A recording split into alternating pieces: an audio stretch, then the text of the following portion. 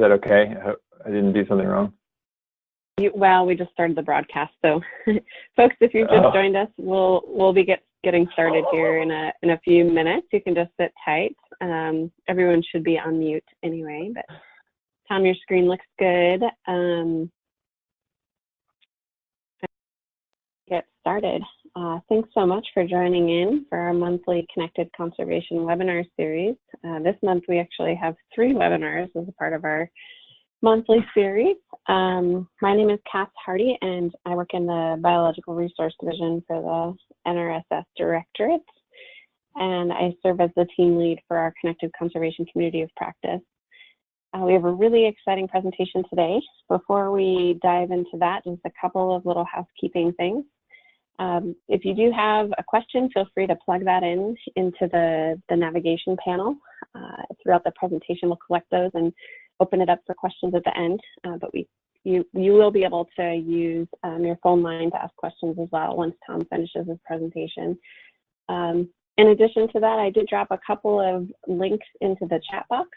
So if you have not had a chance to browse through our Connected Conservation internal toolkit, there's a lot of resources in there. In addition to that, we also plugged in a link to a partner page that we have on the Network for Landscape Conservation, so our friends and partners can access that as well. Just to do a quick introduction, we have an ecologist from the Upper Columbia Basin Network, Tom Roadhouse, with us today. And we're excited to have him join us to talk about that and some cooperative work that he's been working on in conjunction with Connected Conservation. He'll have a presentation in the last 25, 30 or so minutes, and then we'll open up the lines for questions at the end.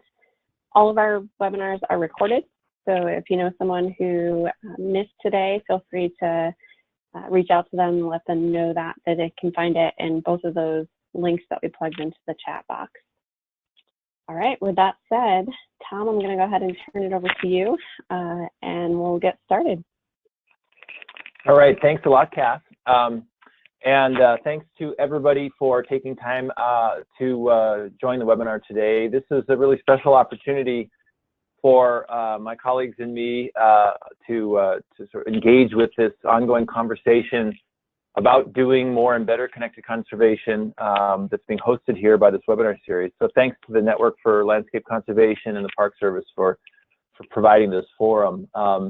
I've actually really become quite interested in the content that Cass was just advertising, the Connected Conservation Toolkit, and some of the other material that Network for Landscape Conservation has available is actually really, really helpful. And a lot of the kind of ideas and approaches and tools that they are providing, you will see reflected here in this presentation in terms of vehicles for pooling funds and other strategies for moving things forward. So yeah, with no further ado, I'm going to jump to the next slide because this one's rather boring, and any real meaningful discussion about doing connected conservation has to start with a lot of folks from different places, different organizations, all pulling together. In this case, on behalf of bats, often with smiles on their faces, of course, not always. And so, in a nutshell, this is kind of my take-home message. Now, I'd feel a little bit remiss if this was it in the end of the presentation. There's a bit more to say, but anyway, if you get one thing from the talk, maybe this is it right here. So your work is done, maybe. In any case, yeah, a lot of people pulling together here. Way too many to mention that I've interacted with, and there's a whole lot of hardworking, good folks out there that I don't even know and haven't worked with, except perhaps by name and reputation. So it's a big community of practice, and it is inherently all about connected conservation. And I'm going to try and motivate why bats and why connected conservation with this presentation. There's a real natural linkage here. Of course, doing connected conservation for bats would be nothing without the bats, so we got to celebrate the bats. And what a remarkable group of animals, incredible diversity in form and function.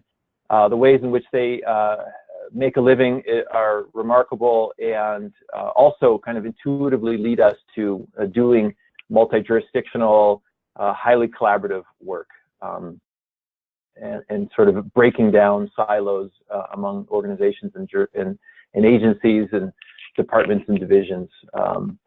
So that's sort of my long-winded intro. What I want to do then is, by way of an outline here, is I'm going to talk about why bats and why bats and connected conservation go so well together, and then talk a bit about what the Park Service has done, and then hone in on a specific approach the Pacific West region of the Park Service has initiated with partners. Oh yeah, I forgot about this slide. Grease the skids with a little bit of humor here, just to brighten your day, and further additional brevity. So she's wondering, I guess we're all wondering, what is it I'm driving at here? What about bats? What makes bats so special and so in need of connected conservation kinds of strategies? Happy Halloween, by the way, or at least we're on the cusp of it. And this child's drawing clearly suggests that there's an eagerness for that event, at least among some of the kids in the neighborhood here. And so it's not the fangs, it's not the spooky eyes and eyebrows and the pointy wing, or ears rather, even though those are pretty cool. It's really, it's all about the wings. And so what I want to highlight here is that bats fly. And this is quite special, actually.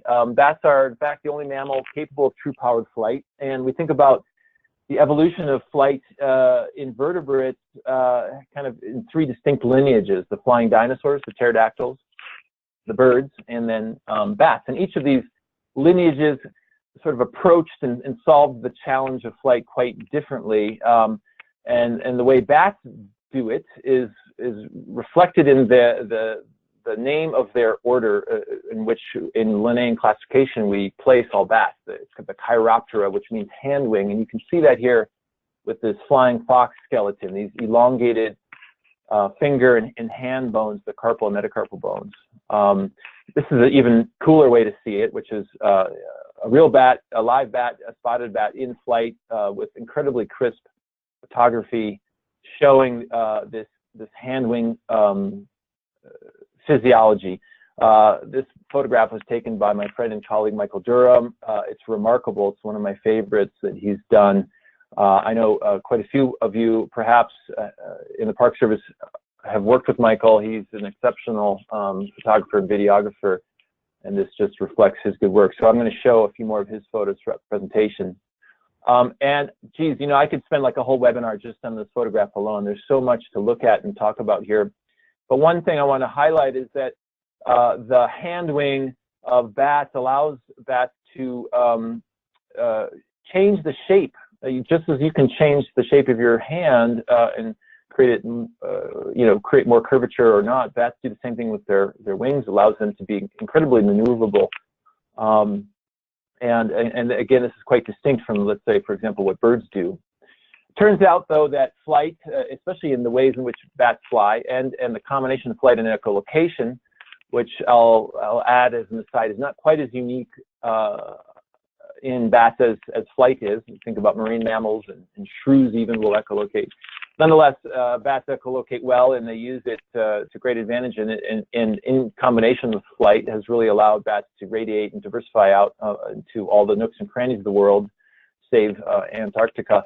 But it does have some trade-offs. Bats are constrained by tight energy budgets, and this has, of course, a lot of intuitive implications for contemporary conservation issues and challenges and threats that face bats, and then it also helps us think about best practices and effective strategies.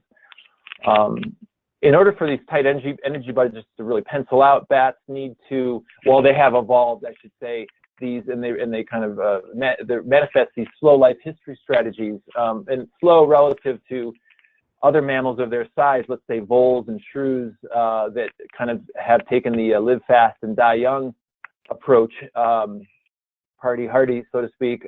Bats take it easy. and they have small litters over the course of lifetime, few young relative to what other mammals of their size are doing, and live a long time. 20, 30 years is not uncommon in the wild, so adult survival rates, by and large, over evolutionary timescales, have been quite high. Bats use hibernation and prolonged torpor as a strategy to cope with an uncertain environment, particularly in temperate regions of the world. You add all that up with also the fact that bats tend to be central place foragers, and they range widely out of this central place. So they'll move from a day roosting location, perhaps a flake of bark, as is shown in this photograph on the right, move out and travel typically tens of kilometers on a night, at least in a lot of the North American species and temperate zone European species that I'm familiar with. And that is really quite remarkable in terms of space use, the scale of space use. And immediately it suggests that landscape scale conservation, connected conservation strategies are going to be important. But they return back to place. So bats exhibit high site fidelity in remarkable ways. And here's a neat anecdote that just popped up a couple weeks back, literally just down the street from my office here. A bat was recaptured at the same site that had been banded at 20 years ago by some colleagues working for the U.S. Forest Service. And that's a pretty neat story. Of course, actually, it's not all that unusual. There are a lot of these kinds of stories out there, but it is a pretty neat example. Here's another one. Some colleagues, Carol Chambers and graduate students from Northern Arizona University, tracking spotted bats in the Grand Canyon, and they found that these spotted bats were routinely cruising those canyon corridors. 30 kilometers in a night was not at all unusual to chase down big moths. And so just give you a feel for the scale of movements that are quite typical just on a routine kind of summer night. Bats also exhibit really high species diversity. They're the second most speciose order of mammals worldwide. There's over 1,000 species of bats in the world, over 50 or so, depending on how you slice and dice it, in North America.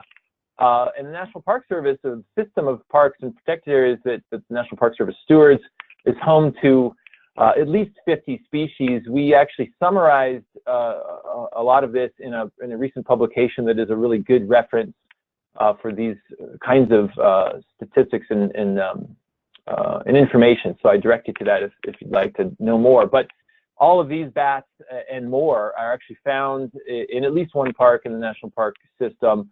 What I think is really important is to underscore the fact that a lot of the widespread species, the most widespread species, for example, the hoary bat, little brown bat, occur in hundreds of park units. And interestingly enough, these widespread species are now actually some of the most threatened, just with the sort of these new emergent threats, white nose syndrome, and the advent of the expanding footprint of the wind power industry and the collisions that bats have with wind turbines. These are both the two new major conservation threats, at least in North America. And so suddenly all of these park units kind of are confronted with the same resource management, stewardship challenge. And of course, when many people have the same problem, it suggests that there may be a common solution or a suite of common solutions, such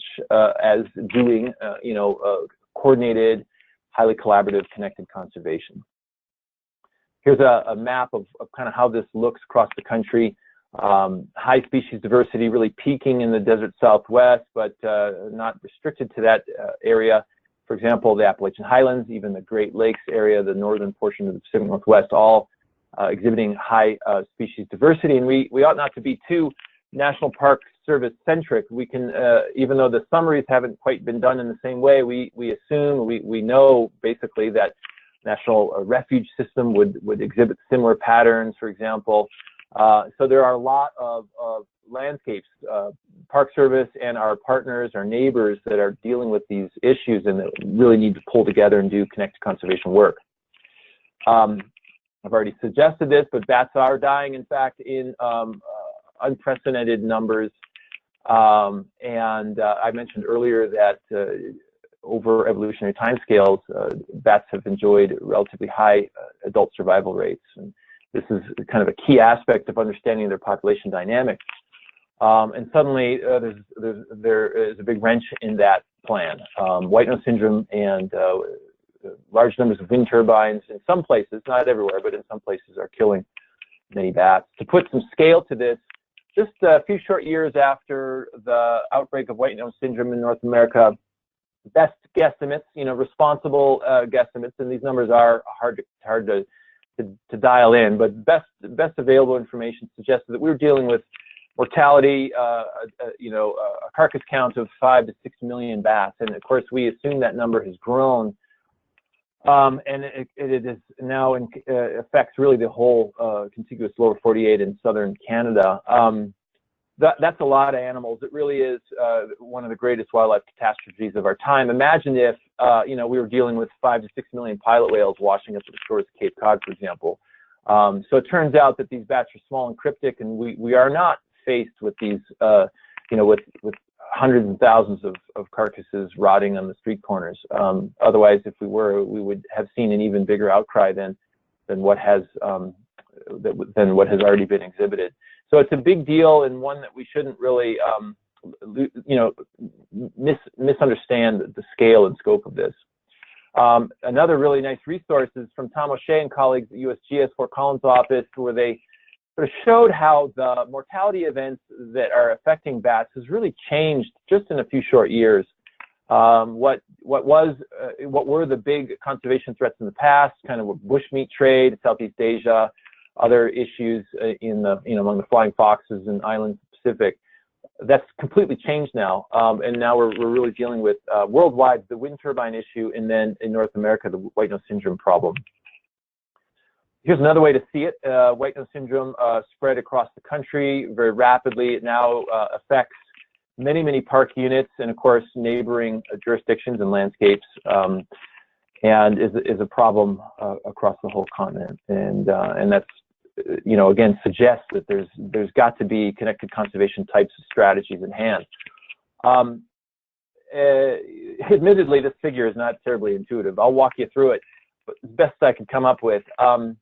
I wanted to show, in just one fell swoop, by way of summary, why bats, why connected conservation. So here, the blue is Crater Lake National Park, surrounded by Forest Service land in Oregon. So immediately, we're dealing with multi-jurisdictional, kind of a complex landscape, different entities, federal, state, what have you. And consider the southern portion of Crater Lake having this little appendage. They call it the Panhandle, and there's some habitat management, forest thinning activities going on down there. They want to know how that's impacting bats.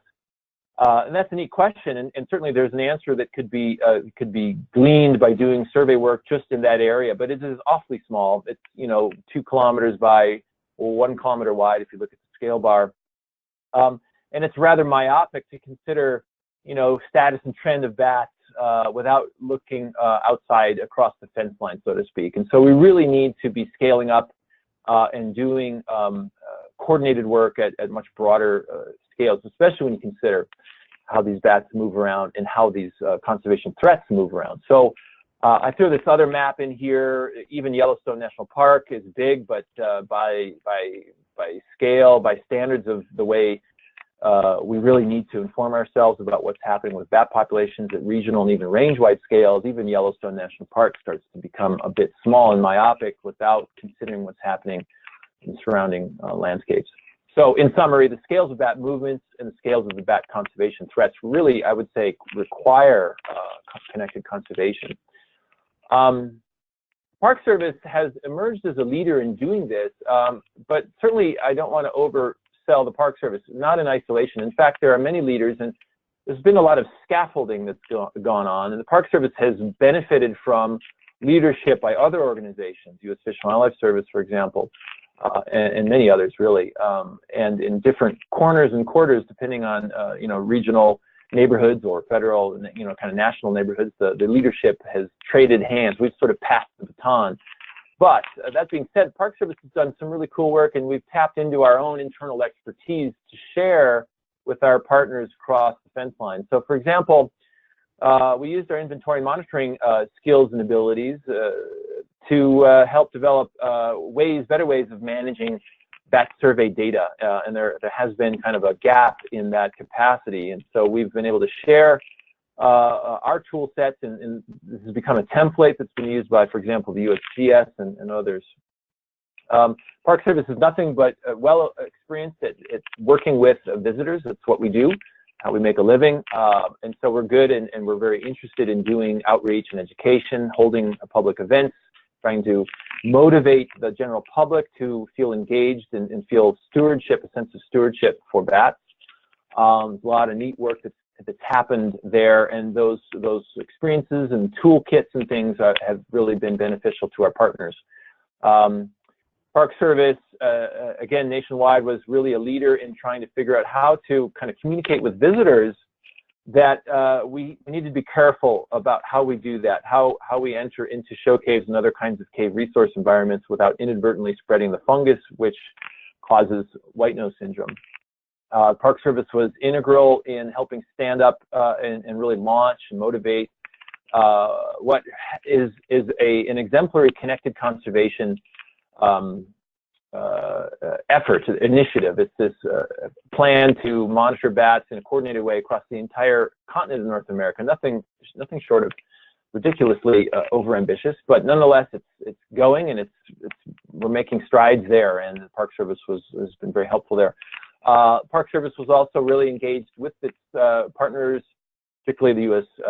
Fish and Wildlife Service, in developing in the beginning a national plan to try and coordinate response to the disease. So a lot of really cool work.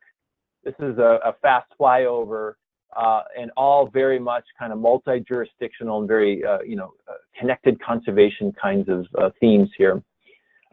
Something that I really want to highlight has been investment in training. So the Park Service allocates monies each fiscal year since the, I don't know, about 2011 or 12, directed to allocate funds specifically to help the agency with its partners respond to the white nose syndrome crisis. And so on a year-by-year basis, the Biological Resource Division, stewarded by actually the Wildlife Health Branch, has helped move funds and therefore capacity around the agency.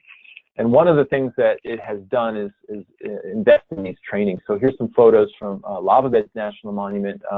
There's been a number of these that have been held around the country, and actually some really cool online ones. So here's Dominic Cardia in the bottom there at I think the National Conservation Training Center, building this interactive online webinar that then was also recorded and become a resource that many people can tap into and get credit for. It's part of the employee online training portal. And so it's really helped build a community of practice for doing bat-connected conservation. It's really quite a feat, quite an accomplishment, a collective accomplishment that I think is really worth celebrating. So in a nutshell, connected conservation in the Park Service sort of looks a lot like this. We're in close collaboration with partners. We do three things well, and striving to always do better, and that would be managing bat and human interactions in parks. Unfortunately, there's an increasing number of these because we have more sick and dying bats on the landscape.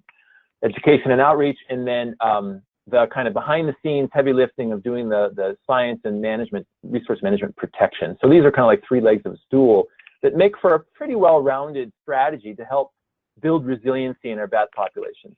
But the key is we are doing this increasingly with partners across multi-jurisdictional landscapes. And so if there's any kind of a silver lining, I suppose, and there's probably more than one, I hope, but at least one out of this white nose syndrome crisis or this general sort of contemporary conservation crisis facing bats, it has been an increasing appetite and effort and enthusiasm for reaching across the fence lines and breaking down these jurisdictional silos. In the Pacific West region, we have done much the same. We've seen much the same. I don't want to hoe the same ground here. What I want to highlight instead is this rather simple but very helpful and effective proactive white nose syndrome response strategy, spearheaded by Denise Louie at the regional office. And what she did is just intuitively, assemble a team of experts, some folks in the region who were already kind of versed on the bat situation. They were bat biologists of one flavor or another, or had already, spent some time in the trenches and thinking about these issues. And so this team was ready to go and hit the ground running, I suppose back in 2011 or 12 or 13, when we really began to wrestle with the fact that white nose syndrome was coming. It was coming out west sooner than later. And it sure did arrive quickly here in 2016. And so this team has helped the region kind of develop and sort of facilitate guidance and communication and ultimately striving for these connected conservation solutions. Some of the most effective work that's been done has been to coordinate from the region the proposals going to the Biological Resources Division for year-to-year funding support, and to kind of have those proposals coordinated and all sort of talking to one another has been really, really effective. And these have tended to be focused on two fundamental activities. Maybe I'm missing a couple, but disease surveillance and population monitoring. Probably should add education and outreach as well, so that folks are not stepping on each other's toes or walking over top of one another, and we're not reinventing the wheel all the time. So out of this, drum roll please, comes this, the kind of a focus of the talk, sort of a long-winded intro here, but we're finally there. The Northwestern Bat Hub. And so the Park Service really invested the startup funds to try and make this happen. And quickly we had some great partners from different organizations follow suit and pitch in and pool funds. So these are some screenshots actually from the website. You can go there. I think if you just Google Northwestern Bat Hub, you'll get there. It's housed within the Human and Ecosystem Resiliency and Sustainability Lab, which is a growing entity on the young Oregon State University Cascades campus in Bend, Oregon, which is really set up to do really facilitate this kind of connected conservation work for a lot of different taxa and ecosystems, and ultimately striving towards trying to help build resiliency and sustainability down the road. A great picture by Michael Durham. This photo actually that Bat Hub has pilfered.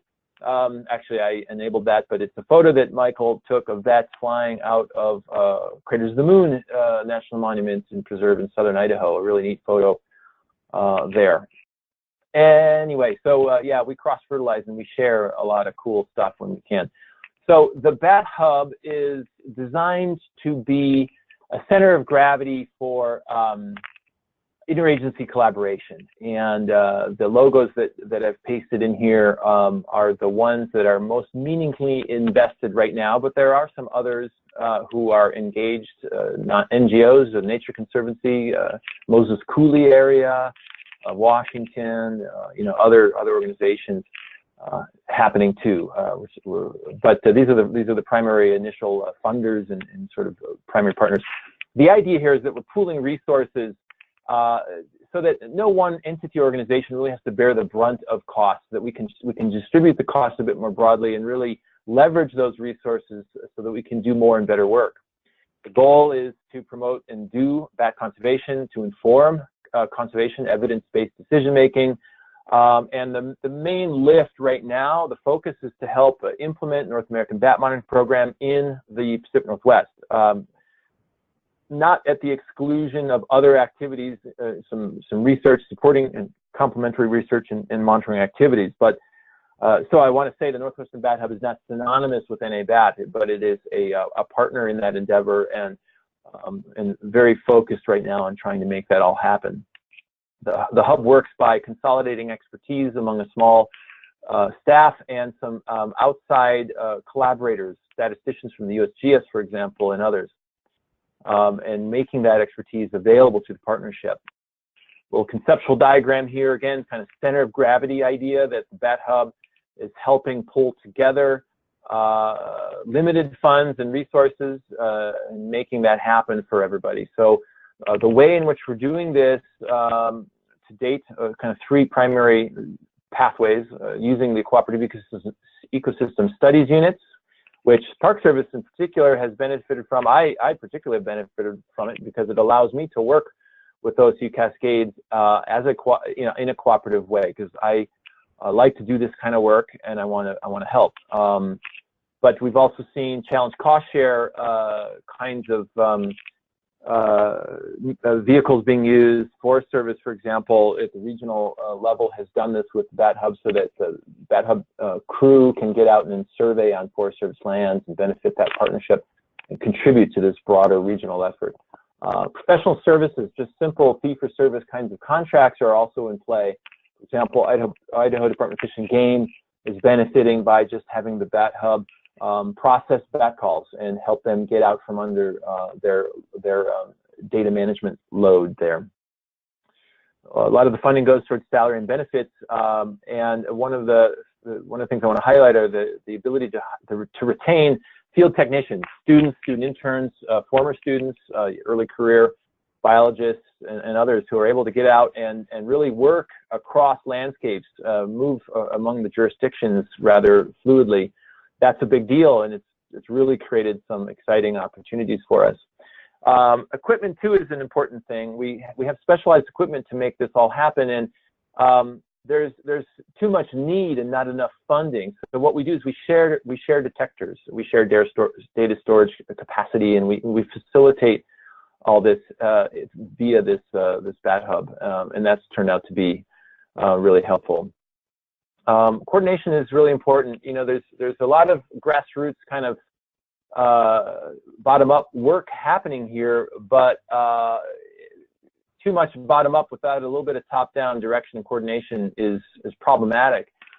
There's a real need to have somebody kind of watching what's happening and helping, for example, align local projects where we have local bat research and monitoring efforts that we know could also, you know, kind of kill two birds with one stone, so to speak. Could be producing data to do two things, you know, to meet local project needs and meet local objectives, but also contribute to this broader regional or ultimately nationwide effort.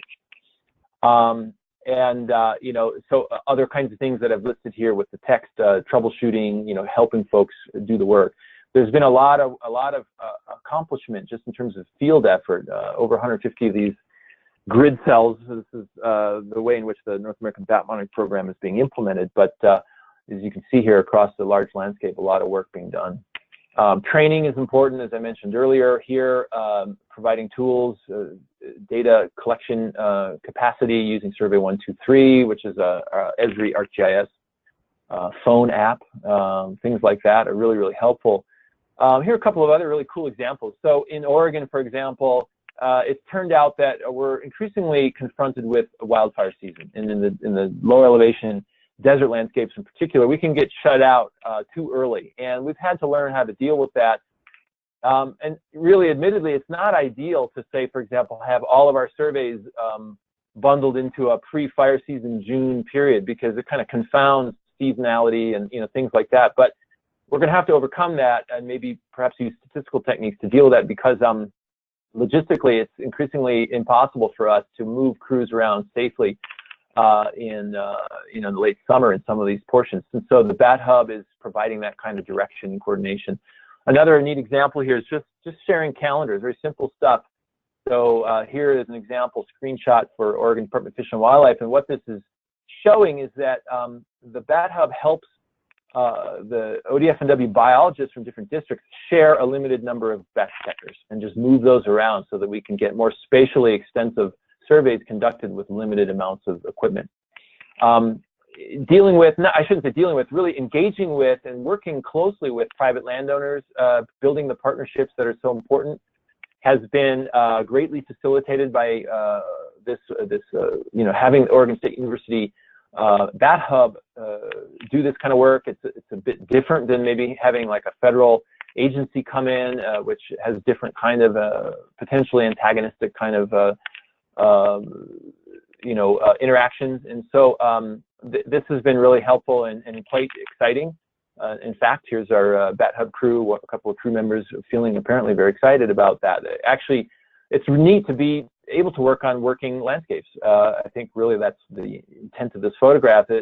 It's very cool to get out and see what's happening on these other places. And in fact, we really, really need private land engagement, because we simply can't understand what's happening about our bats without understanding what's going on in these working landscapes. So that's really important. So I mentioned this example a little bit earlier, but there is a real opportunity. It's quite exciting to see how local resource management or monitoring kinds of projects, or graduate student research projects that are very local in scale for specific objectives can also contribute to broader, regional, range-wide connected conservation kinds of initiatives. So here, the Bat Hub has helped the Crater Lake and Lassen Volcanic National Park design their studies in such a way that the data, at least some of their data, are compatible and can be rolled up with these broader efforts. And that's a real exciting advancement. A lot of times folks are like, well, okay, I don't understand, the scale of this regional effort is misaligned with my own local jurisdiction or my own district or wildlife area management needs. Well, it turns out you can actually kind of do both if you're careful and thoughtful about it. Bat Hub has really helped us kind of map our way conceptually through new and improved workflows. There's a whole kind of business process model thing that happens, and I'm sure this is something that is transcends just the bat world, that a lot of other connected conservation endeavors are confronted with just kind of how does this all flow? How do we move data around? How do we communicate? How do we stay connected between our initial goals and objectives and where we wind up down the road, and not have mission creep and all that kind of stuff? So that's been really important. We've actually published some of this here recently. This is a little reference to a recent article in the journal Ecology and Evolution. It's been very helpful. It's kind of sharing what we've learned.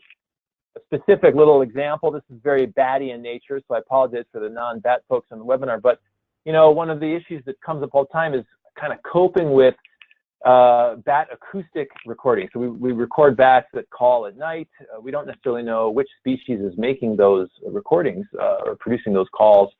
How do we allocate our resources and spend the time wisely kind of verifying those calls and assigning species IDs to those? That's turned out to be a big kind of research and development and R&D need. The Bat Hub was really central in helping do that and facilitating that kind of learning. There's been a lot of feedback back and forth. That's really important. Just overall quality assurance, quality control process is really, important. You need, too much grassrootsiness, and you've sort of lost enough central, quality control. Getting from data into information, sort of back to this conceptual diagram a little bit, like, well, again, from left to right, from top left to bottom or right, whatever, defining goals and objectives, making sure that all the way through the process that somehow lines up with what we're ultimately trying to do, is make inferences about what's happening with bats. So, for example, increasingly we're looking towards broad sort of distribution modeling and occupancy modeling that then can show change over time across broad spatial extents, broad geographic extents. And so getting to that is, of course, no trivial matter, and this kind of hub type setting where folks can work together and tap into some central expertise has really been helpful. So do we need more hubs? How might we do that? My colleague at USGS, who's running the national effort to really international effort to lift the North American Bat Monitoring Program, Brian Reichert, is considering different strategies. One might be to tap into the existing Fish and Wildlife Service structure. One of the nice things about this is that it lines up with states, and so blocks of states can work together. For example, here, Fish and Wildlife Service Region 5, and you have a group of states, many of which are small, and there's a real economy of scale there if they can collaborate and work together. Another way to go might be to tap into the new proposed DUI structure, depending on how that unfolds. There's some real potential there as well. These look pretty good from a sort of bat perspective. and a lot of these line up with state boundaries as well.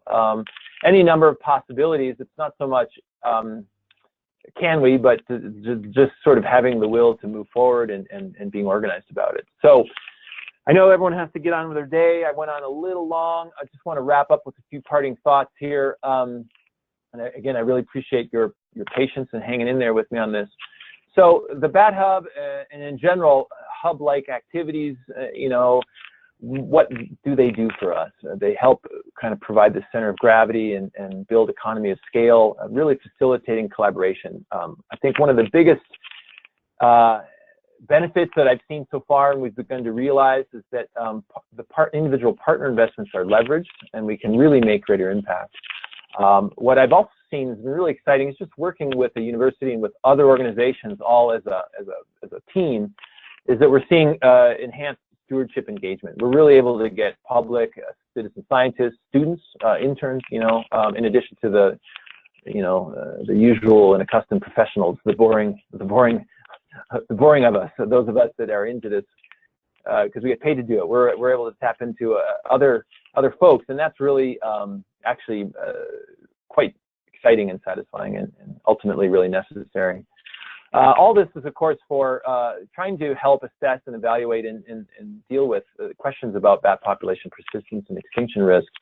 And here's the misty-eyed, emotional part of the talk.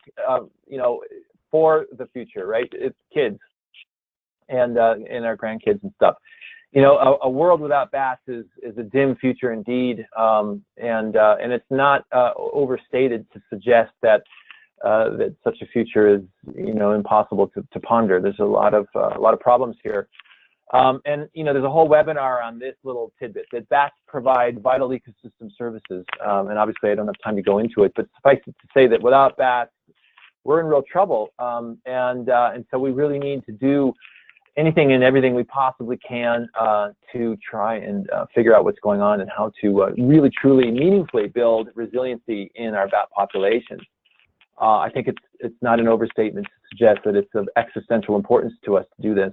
So something hub-like, you know, some ways in which we can really facilitate collaboration, share limited resources, and really find ways to break down barriers and work together.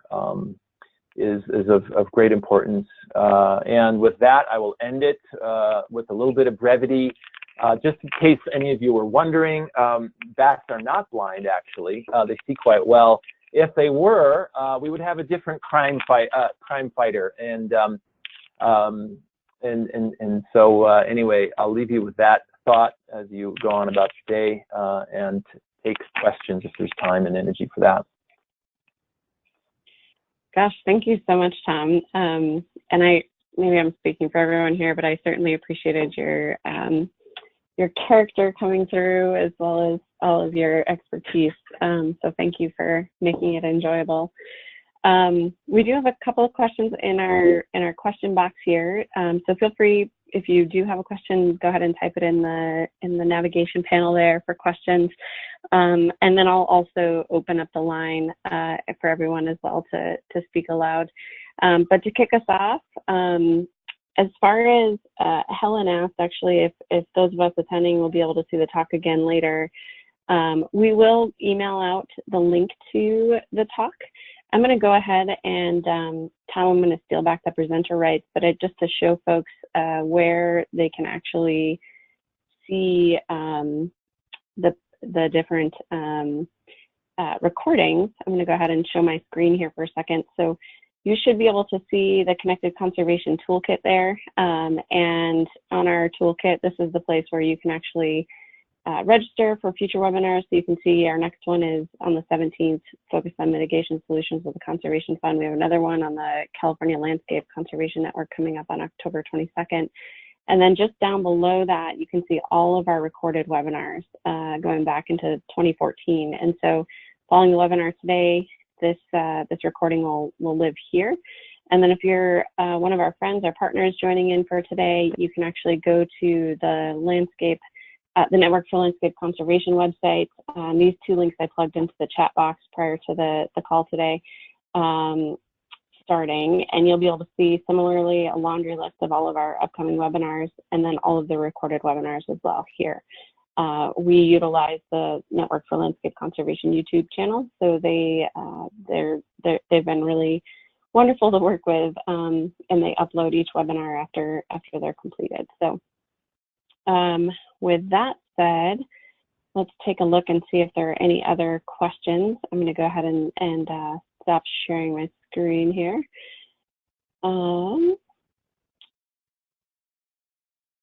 Okay, it looks like no other questions in our question box.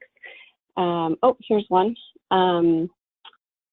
This question is, thinking it would be a good idea to have a park partner with the U.S. Forest Service when applying for WNS funding. How would this come about budget-wise? Would the Forest Service be displayed as a contribution in kind? And Tom, while you go ahead and answer that, I'm going to open up all the lines. So go ahead, Tom. Sure. Okay. Yes, absolutely. And you know, the best source for that kind of guidance would be from BRD, Michelle Durant, and others there. So I wouldn't want to overstep my role there. However, I can just say that absolutely there is real appetite for that, and there are past proposals, including ones that I've been involved with, that have clearly shown the in-kind contribution and the leveraging of the partnership. It makes it easier for the folks who are rating and valuing the different proposals to see the real true value that's you know, embedded there.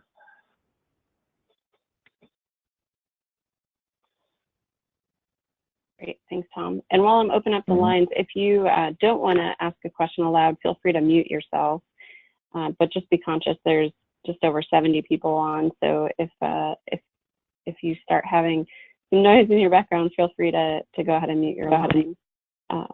Okay, all the lines should be open. If anyone else has a question, they can feel free to ask it aloud now.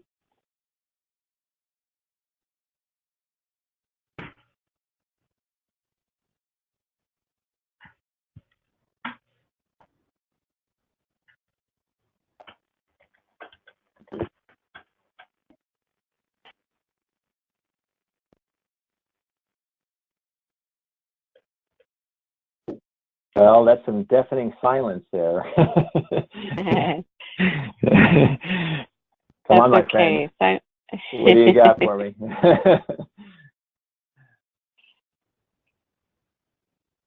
The joys of webinars.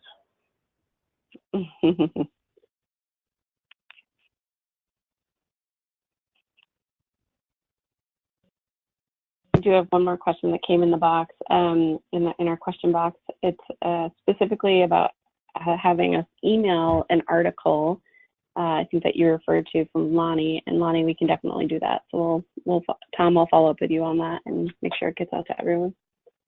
Yep.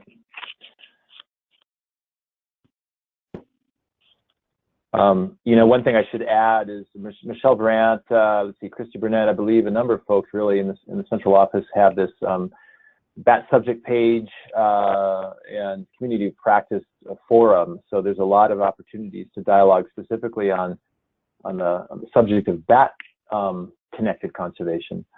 And so you can find those resources. Yeah, that's a great point, Tom, and I can include all of those links in the follow-up email as well. All right, thanks. Denise, I see you have your hand up. Well, I just wanted to say thank you for a great presentation, Tom, and your enthusiasm and dedication to that conservation and leadership to bring us to how we can really effectively work together among ourselves and other organizations and agencies. Well, you're welcome, and thanks, of course, to your leadership as well. One more question in our question box. What was the biggest lesson learned from building this partnership? Well, that's good. You know, it's a good question. I'm actually really glad you asked. I would like to have really sort of stretched out actually and added a slide or two about that, because there have been some painful moments, no doubt, for sure, around just managing the funding and different agreements and ways of pushing money around, and no one organization does it the same way, and nobody has the same deadlines, and different fiscal years start and stop at different times. So it's actually death by 1,000 cuts, really, when you get into it. So we persevere. I would really like to see a more streamlined funding model at some point. I don't know when and how that can happen, given just ongoing kind of perennial uncertainty about where money is going to come from. So it seems as though the short term is we suffer with having to write, many different kinds of agreements all the time, and keeping track of that stuff is a nightmare. Some of it for me and the federal or other state partners, but actually it's even worse for the poor folks at OSU trying to track all this stuff that's coming in from different places, and they have different budgets to manage. So I'd say that's probably the hardest part. But the best part that comes from that is that they've had a chance to hire and retain and build a small team of really nice people, early career folks, some of the more mature folks, the PI, Dr. Matt Schindeman, the coordinator, Roger Rodriguez, and all these folks out in the ground are just into it, and that's super rewarding despite all the pain and suffering that goes to getting it going.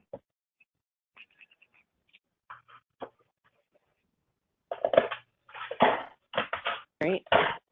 Well, Tom, thanks so much. Certainly on behalf of the Connected Conservation Community of Practice, we really appreciate all the work you're doing and appreciate the time you take to put the presentation together. Thank you to everyone who tuned in today, and stay tuned for our future webinars. Once again, our next one is on October 17th at 3 Eastern, focused on mitigation solutions with the Conservation Fund. And then we'll have a second one, or third one really, in October 22nd, focused on the California Landscape Stewardship Network. So you can find the registration for each of those on our toolkit site, as well as on the Network for Landscape Conservation site. We look forward to having you participate in future webinars. Thanks, everyone. All right. Thanks, everyone. Thanks, Cass. Thank you.